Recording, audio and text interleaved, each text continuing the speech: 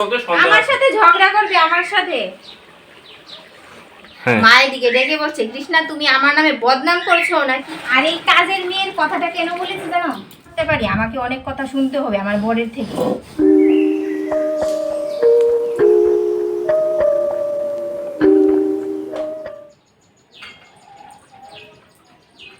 Hello everyone, good morning. আমি কৃষ্ণা, শানুরর কৃষ্ণা ব্লগে তোমাদের সকলকে জানাই অনেক অনেক স্বাগত। বসন্তকাল কার কার ভালো লাগে গো? আমার তো খুবই ভালো লাগে, কিন্তু একটা জিনিস ভালো লাগে না, এই মশা মাছি উপদ্রবটা যেন অনেকটা বেশি। আর কালকে হালকা বৃষ্টি হয়েছে, তার জন্য না উঠোনটা ভিজে রয়েছে। আর এতটা মশা আর মাছি, মশা তো সবসময়ই থাকে, কিন্তু মাছিটাও যেন দেখা যাচ্ছে। তাই এখন একটু ফিনাইল দিয়ে উঠোনটা মুছে দিয়ে জলটাও শুকিয়ে যাবে আর মাছিটাও কমে যাবে, তার জন্য। আর আজকের ব্লগটা আমি এখান থেকে শুরু করছি, সঙ্গে থাকো তোমরা সবাই বন্ধুরা। কালকে আর আজকে সকাল হয়েছে কি করে জানো?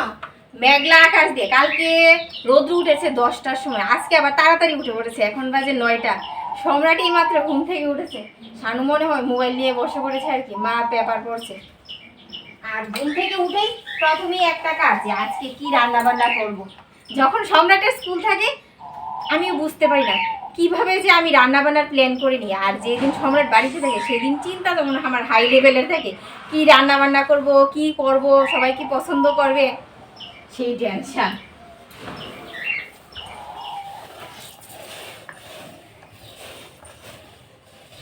আর সেদিন জানো দুপুর থেকে সম্রাটের হঠাৎ করে কাশি, তারপর সন্ধ্যার থেকে হয়েছে জ্বর।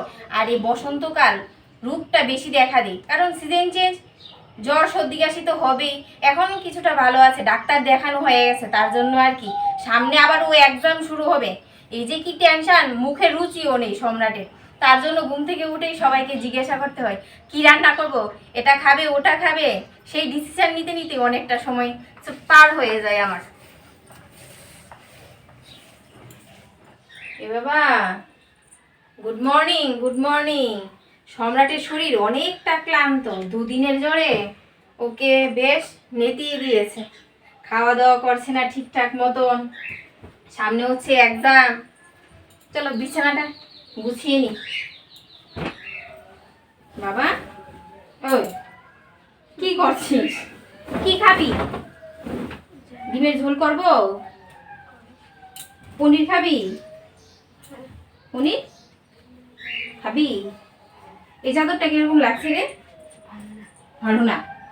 আমি জানি তো তোর যে এই পিঙ্ক কালার পছন্দ হয় না, কিন্তু পাততে হবে, একবার পাতলে দেখলেই তারপর বোঝা যাবে। কিন্তু আমার কাছে তো ভালো লাগছে। আর দুষ্টামি না।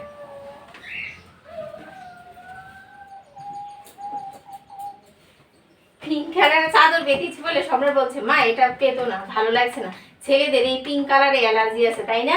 কিন্তু আমার কাছে খুব ভালো লাগছে। আর সম্রাট বলছে, এখন বলছে মা পনির কি রান্না করবে? পনির যেন ঘরে নেই, শানুকে বলবো পনির আনার জন্য। সম্রাটের যেন প্রত্যেক বছর আমি একটা জিনিস লক্ষ্য করেছি, পরীক্ষা আসার আগেই ও অসুস্থ হবে। আমি বুঝতে পারিনি এটা কি টেনশনে হয়? তোমাদের সাথে কি এরকম হয়? তোমাদের পরিবারের বাচ্চাদের সাথে এতে যায় না বন্ধুরা?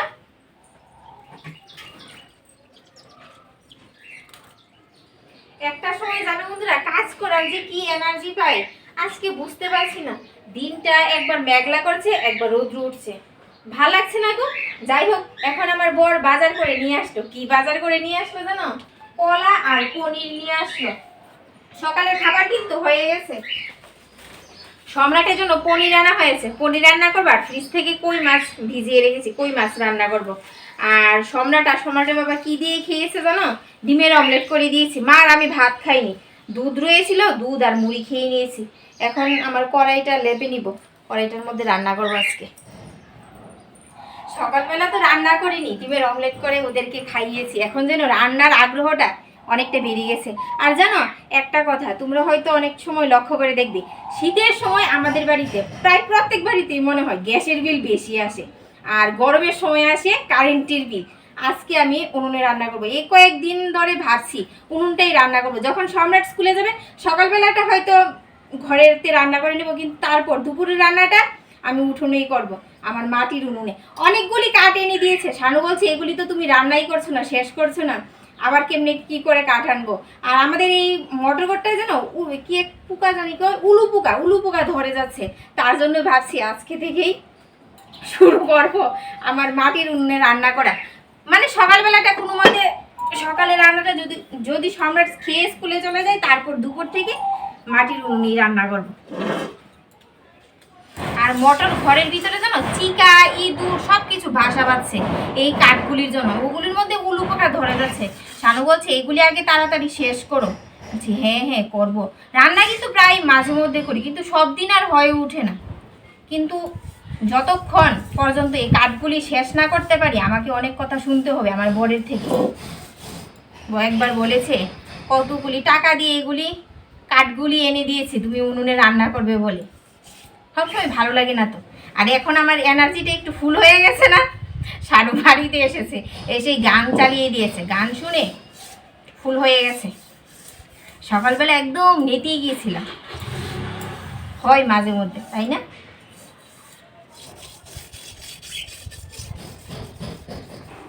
বাবা না কলা খাও, শরীরে শক্তি হবে। মারা না একটু কিপটাই হয়। আমার মাতাজি জানো শাশুড়িও অনেকটা কিপটা। এক সময় বলতো যে কৃষ্ণা জানো মাসে 2 প্যাকেট 2 লিটার তেল দিয়ে পুরো মাস চালিয়েছি। বলছি তুমি বড় কিপটা। কিপটা কিন্তু কথাটা ভালো, কিপটা হওয়া ভালো, কারণ যারা কিপটে তারা কিন্তু সংসার চিনে। এই তোমার মার নামে নিন্দে করেছি, তুমি কিছু বলবে না? তোমাকে বললে আমার রক্ষে আছে। মারা কিন্তু কিপটে, কিন্তু কিপটে হওয়া ভালো। তুমি যা বলেছো, আমাদের বাড়িতে যা তেল মশলা খাওয়া হয় আর কি, সাংঘাতিক। এতে অসুস্থ হয়ে যাচ্ছি তো আমরা। সম্রাট কিছুদিন বাদে বাদে অসুস্থ হচ্ছে, আমরা অসুস্থ হচ্ছি, শরীরে ফ্যাট বেড়ে যাচ্ছে। তেল এত খাওয়াটা ভালো না, তেল মশলা, কিন্তু মুখের রুচির জন্য খাই। যখন রান্না করবো তখন বলবে কি যে রান্না করেছো, তেল মশলা কিছুই দেখা তেল যাচ্ছে মশলা কম দিও, রান্নার স্বাদ হয়, কিন্তু তুমি সেটা পারো না। না। না, তোমার চোখের সৌন্দর্য ভালো নয়, বুঝলে? যখন রান্না করবো তখন বলবে ইস কি বিশ্রী দেখতে, যার দেখাই সৌন্দর্য নয় তার খেতে কি সৌন্দর্য হবে, তুমি সেটা পারো না বলো। যে সেটা স্বীকার করো না কেন? বলনি তুমি পারো না যে সেটা স্বীকার করো না কেন? তো এদিকে শুকনো লঙ্কা তেজপাতা আর মেথি ফোড়ন দিয়েছে। আজকে কি করবো জানো? আজকে করবো বাটার পনির। আগে পনিরটা গরম জল দিয়ে ভিজিয়ে রেখেছি, আর এদিকে একটা মশলা করে নিয়েছি এই টমেটো আর রসুন দিয়ে। আমি আমার মতো করে রান্না করব। মশলাটা দিয়ে দিই, আর পনিরটাকে কিন্তু আমি ভাজবো না, এটা পরে তারপর কষানোর সময় দিয়ে দেবো আর কি। এখন দিয়ে দেবো মশলা, আদা, তারপর লঙ্কা বাটা।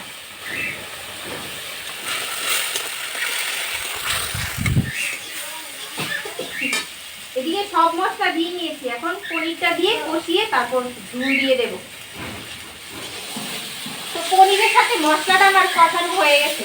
আর জানো বন্ধুরা, এদিকে রোদ্রুর হিট, উনুনের হিট, আমার মুখটা যেন পুরো কালো হয়ে গেছে, আমার মতে লাগছে আর কি, ঘেমে একাকার হয়ে গেছি। গরম পড়তে না পড়তে, আর গরম পড়লে তো কি হবে, এই উনুনে রান্না করা যাবে না।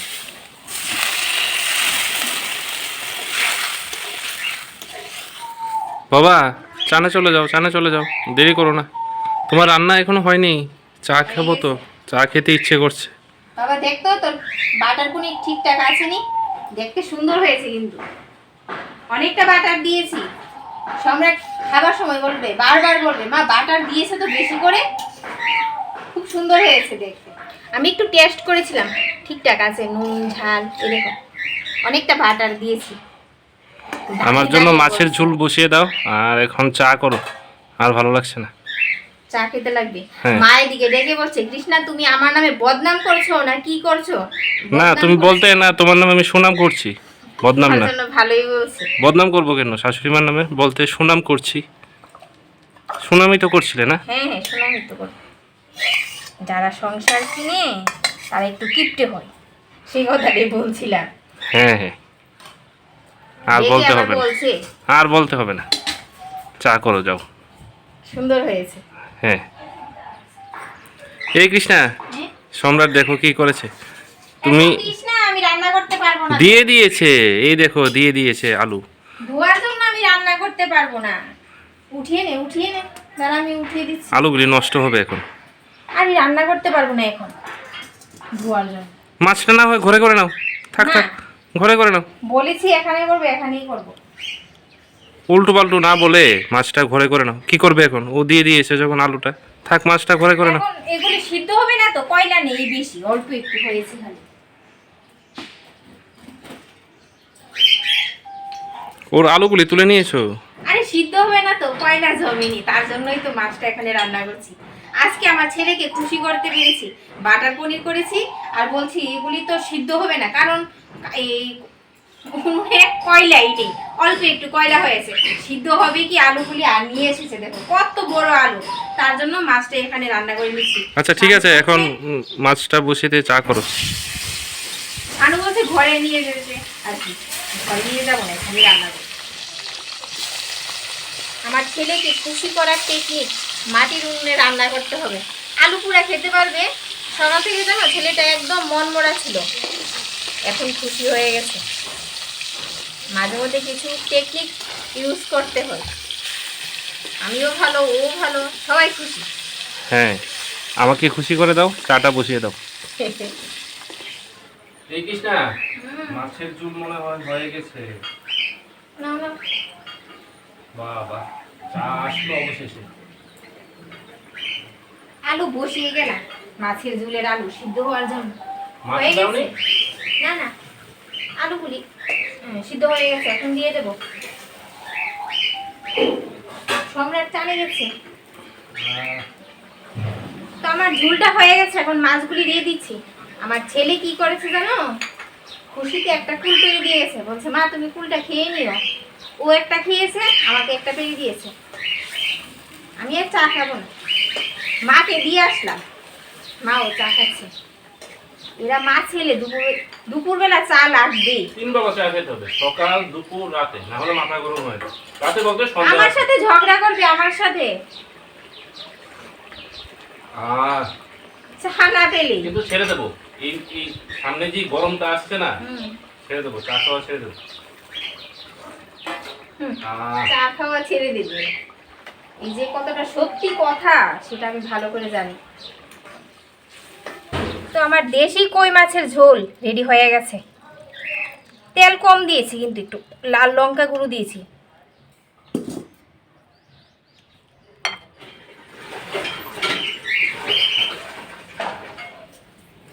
আমাদের বাড়ির সবার চান হয়ে গেছে, সম্রাটের খাওয়া হয়ে গেছে। আমি এইমাত্র চান করে আসতে বলছি কৃষ্ণা আমাকে খেতে দিয়ে দাও। আর আমাকে দেখতে কিসের মতো লাগছে বলো তো?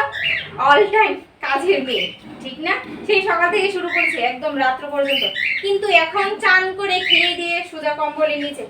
এ বাবা, সম্রাট আমার পিছনে ঘুরঘুর করছে, বলছে মা তুমি কখন চান করবে? এই কাজের কথা বলে লাভ নেই, এক কাজ যদি নেই তাহলে 10 কাজ এসে পড়ে। বাবা পনিরটা কেমন হয়েছে রে? বলছে মা এতটা নরম হয়েছে, ভালো হয়েছে। তো এখন উঠোনটা ধুয়ে তারপর চালে যাব। আর এদিকে সম্রাটের আলু পোড়া, আরে কি সিদ্ধ হবে, বড় বড় সাইজের আলু নিয়েছে তো, তার জন্য জানো সিদ্ধ হতে অনেকটা সময় লাগে। আর এই কাজের মেয়ের কথাটা কেন বলেছি জানো? শানুকে শোনানোর জন্য, ওর সাথে ঝগড়া করবো বলে। শানুর সাথে ঝগড়া করতে আমার খুবই ভালো লাগে। অনেকেই বলতে পারো আমি আমার বরের সাথে এত ঝগড়া করি কেন, ভালো লাগে গো। আর চলো বন্ধুরা, আজকের ব্লগটা আমি এখানেই শেষ করে দিচ্ছি। দেখা হচ্ছে আবার অন্য একটি ব্লগে, কাল ঠিক সকাল 10টায় দেখা হবে। টাটা, আজকের মতো এই পর্যন্ত।